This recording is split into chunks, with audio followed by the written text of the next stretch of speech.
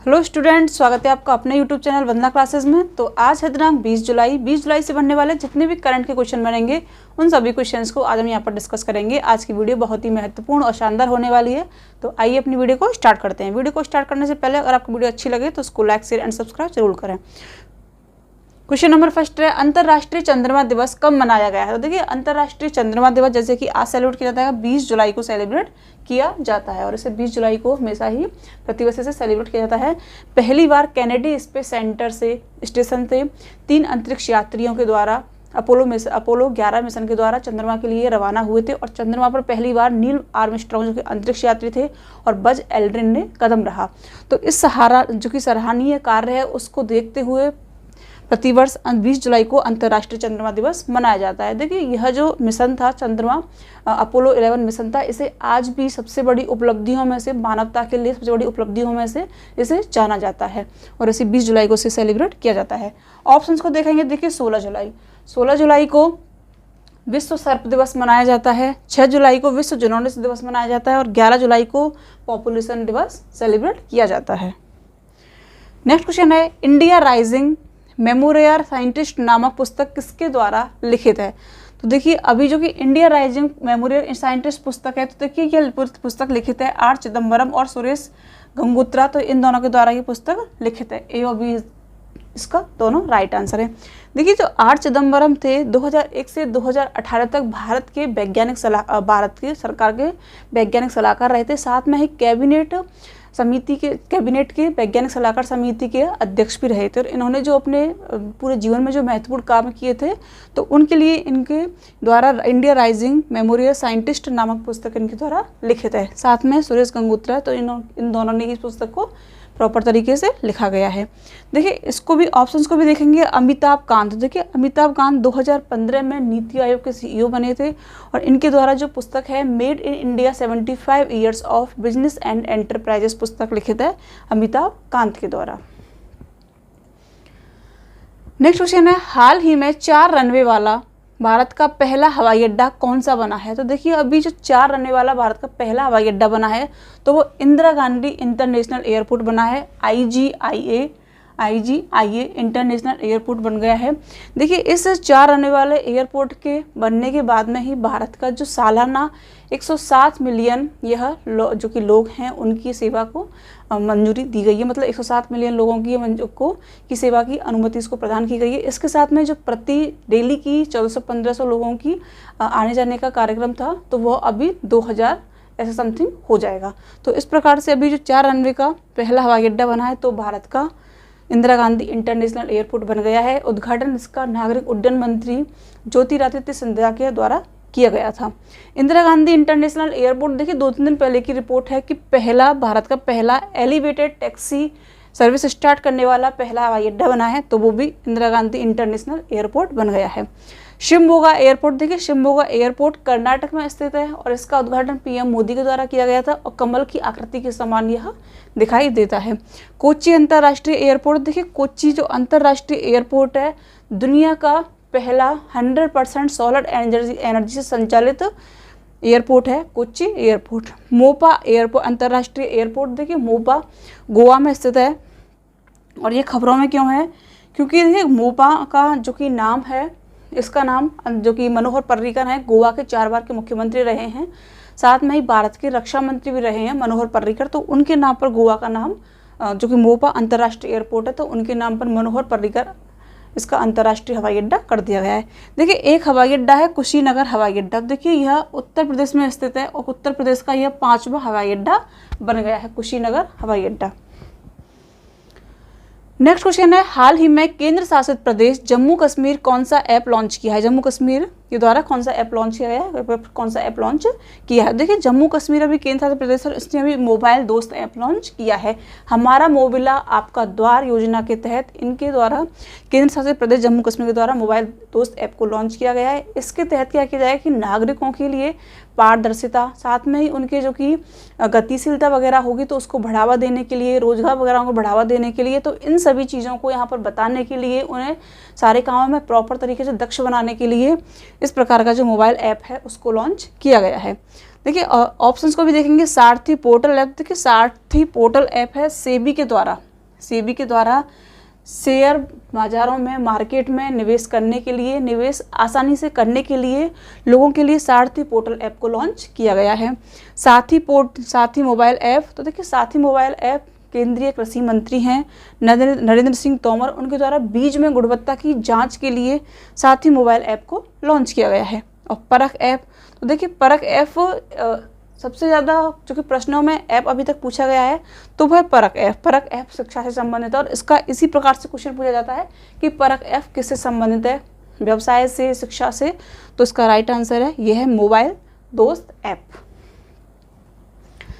Next question है दुनिया का सबसे कम रहने योग्य शहर कौन सा है। तो देखिए दुनिया का सबसे कम रहने शहर, जो कि सबसे कम रहने योग्य शहर, तो वो है कराची है।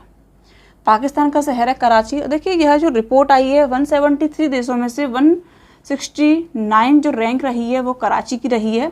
सबसे कम रैंक रही है कराची की, मतलब 169 रही है। और सबसे कम रहने योग्य जो शहर बना है वो बना है कराची। देखिए लंदन, तो देखिए सर्वाधिक ट्रैफिक वाला जो शहर है लंदन है। न्यूयॉर्क तो सबसे एक्सपेंसिव सिटी है, सबसे ज़्यादा खर्चीली जो कि महंगी सिटी है तो वो न्यूयॉर्क है।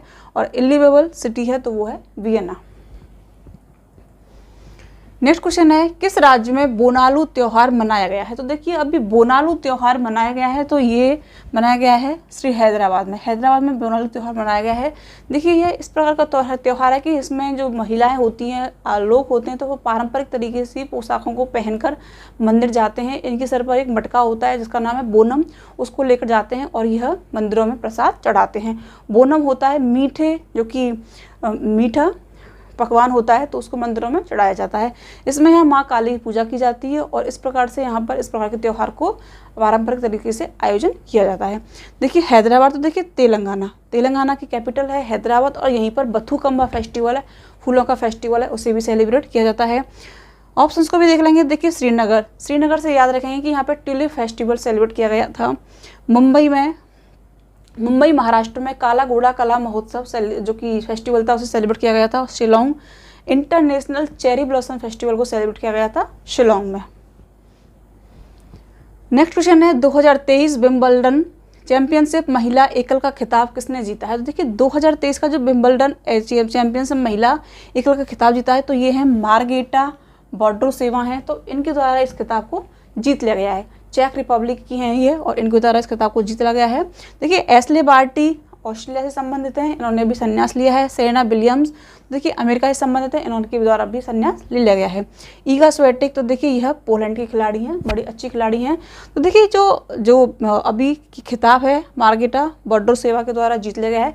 देखिए जो टेनिस टूर्नामेंट वगैरह होते हैं तो वो 4 प्रकार के होते हैं। पहला होता है ऑस्ट्रेलियाई, सेकेंड होता है फ्रेंच, थर्ड होता है विंबलडन एंड फोर्थ होता है तो ये है आपका यूएस ओपन। सबसे पुराना अगर आपसे पूछ लिया जाए तो वो है आपका विंबलडन है। और देखिए वाइट ड्रेस की अगर आपसे पूछ लिया जाए कि किस खेल में वाइट ड्रेस पहनी जाती है किस टेनिस टूर्नामेंट में, तो वो है विंबलडन में पहनी जाती है। तो इस प्रकार से आपका ये क्रम है और ये आपको याद रखना है। नेक्स्ट क्वेश्चन भी इसी संबंधित है कि पुरुष एकल का खिताब किसने जीता है। विंबलडन चैंपियनशिप पुरुष एकल का खिताब अभी किसने जीता है। तो देखिए ये जीता है कार्लोस अल्कराज ने जीता है। नोवाक जोकोविक को हराकर यह खिताब जीत लिया है।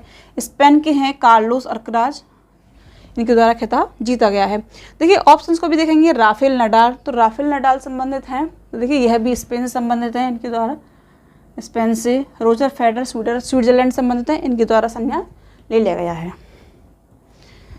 नेक्स्ट क्वेश्चन है लिथुआनिया में हाल ही में भारत के अगले राजदूत किसे नियुक्त किया गया है। तो देखिए लिथुआनिया, वैसे तो भारत के द्वारा विभिन्न देशों में कई सारे देशों में भारत के राजदूत नियुक्त किए जाते हैं और उन देशों के जो कि राजदूत होते हैं तो वो भारत में नियुक्त किए जाते हैं। तो इस प्रकार से यहाँ पर अलग अलग क्रम रहता है। जैसे कि कॉमनवेल्थ, जो कि कॉमनवेल्थ राष्ट्रमंडल देश हैं उनमें किस प्रकार के राजदूत नियुक्त किए जाते हैं, या फिर नॉन कॉमनवेल्थ जो कि राष्ट्र हैं उसमें किस प्रकार के जो राजदूत होते हैं उनको नियुक्त किया जाता है। तो देखिए अभी जो लिथुआनिया में अगले राजदूत नियुक्त किए गए हैं तो वो हैं देवेश उत्तम नियुक्त किए गए हैं भारत की तरफ से। ऑप्शंस को भी देखेंगे। देखिए रुचिरा कंबोज यूएन में भारत की स्थायी प्रतिनिधि नियुक्त की गई हैं। ब्रजेंद्र नवनीत, तो देखिए WTO के स्थायी प्रतिनिधि नियुक्त किए गए हैं ब्रजेंद्र नवनीत। अमित क्षत्रिय, तो नाटो के मून टू मार्स मिशन के लिए इनको प्रमुख नियुक्त किया गया है अमित क्षत्रिय को। नेक्स्ट क्वेश्चन है रज्मनामा किसका फारसी अनुवाद। देखिए रज्मनामा जो फारसी अनुवाद है वो हम महाभारत का फारसी अनुवाद है, महाभारत का। देखिए ऑप्शंस को भी देखेंगे, देखिए अकबरनामा या फिर आईने अकबरी, तो ये किसके द्वारा लिखे है, अफुल फजल के द्वारा यह लिखित पुस्तकें हैं। अब अकबर के नवरत्न थे तो उनमें से एक थे अबुल फजल। पंचतंत्र, देखिए पंचतंत्र विष्णु शर्मा के द्वारा लिखित है और यह एक अच्छी किताब का संग्रह है पंचतंत्र। नेक्स्ट क्वेश्चन है देशेर कथा पुस्तक किसने लिखी। तो देखिए देशेर कथा पुस्तक लिखी थी सखाराम गणेश देवस्कर ने लिखी थी। भारतीय स्वाधीनता में चेतना को जागृत करने के लिए इनके द्वारा यह पुस्तक लिखी गई थी और ये आपके क्वेश्चन आया हुआ है BPSC 2019 में, ये आपका क्वेश्चन आया हुआ था और इसको मैंने अभी यहाँ पर लिया है। सखाराम गणेश देवस्कर के द्वारा यह पुस्तक लिखे थे देशेर कथा पुस्तक। देखिए ऑप्शंस को भी देखेंगे तो देखिए राजेंद्र प्रसाद के द्वारा इंडिया डिवाइडेड पुस्तक लिखित है और मुरली मोहन प्रसाद, देखिए इनके द्वारा सर्च लाइट संपादक पुस्तक लिखित है इनके द्वारा मुरली मोहन प्रसाद के द्वारा। नेक्स्ट क्वेश्चन है बंगाल के किस गवर्नर जनरल पर ब्रिटिश संसद में महाभियोग की कार्रवाई चलाई गई। तो देखिए बंगाल के जो गवर्नर जनरल थे वो थे वॉरेन हेस्टिंग्स थे, बंगाल प्रेसिडेंसी के पहले गवर्नर जनरल थे और इनके द्वारा किए गए अन्यायपूर्ण व्यवहार, निरंकुशतावादी व्यवहार, कानून को देखते हुए इनके द्वारा जो शासन किया जा रहा था उसको देखते हुए ब्रिटिश संसद में पहली बार इन पर महाभियोग की प्रक्रिया को लगाया गया था। और देखिए इनकी फिर उसके बाद में जो कि इनका अच्छा कार्य था, कार्यों को देखते हुए जब महाभियोग लगाया गया था तो उसके बाद में इनके अच्छी तरह से कार्यों को देखते हुए, अच्छी तरह से सेवा देखते हुए तो इन पर से इस प्रकार के सारे दोष मुक्तों को हटा दिया गया था। तो इसका राइट आंसर है ये है वॉरेन हेस्टिंग्स। नेक्स्ट क्वेश्चन है निम्नलिखित में से किसने समुद्रगुप्त की प्रयाग प्रशस्ति की रचना की थी। तो देखिए समुद्रगुप्त की जो प्रयाग प्रशस्ति थी उसकी रचना की थी हरिसेन ने की थी। देखिए प्रयाग प्रशस्ति का मीन्स होता है कि किसी की प्रशंसा करना, इसका मीन्स होता है हरिसेन के द्वारा इसकी प्रयाग प्रशस्ति की रचना की गई थी। देखिए चंद्रबरदाई वाला जो क्वेश्चन जो है इनके द्वारा पृथ्वी रासो की रचना की गई थी। और देखिए यह बड़ा ही इंपॉर्टेंट क्वेश्चन है और वही अच्छा क्वेश्चन है। तो इस जो क्वेश्चन है ये चंद्रबरदाई, इसको बार बार रिपीट किया जाता है। राजस्थान जो एग्जाम होता है राजस्थान का कोई भी, उसमें इसको ज़्यादा क्वेश्चन पूछा जाता है। विशाख दत्त, देखिए विशाख दत्त के द्वारा मुद्रा राक्षस रचना की गई थी। कालिदास, देखिए कालिदास के द्वारा अभिज्ञान शाकुंतलम, मेघदूतम, रघुवंशम, ऋतु संहार, तो उनके द्वारा मालविकाग्नि मित्रम, तो इस प्रकार की जो कई सारी रचनाएं थी तो इनको कालिदास के द्वारा किया गया था। तो स्टूडेंट्स इस प्रकार आज के प्रश्नों की श्रृंखला को यहीं पर समाप्त करते हैं। वीडियो अच्छी लगी हो, हेल्पफुल लगी हो तो उसको लाइक करें, शेयर करें एंड सब्सक्राइब करें। Thank you.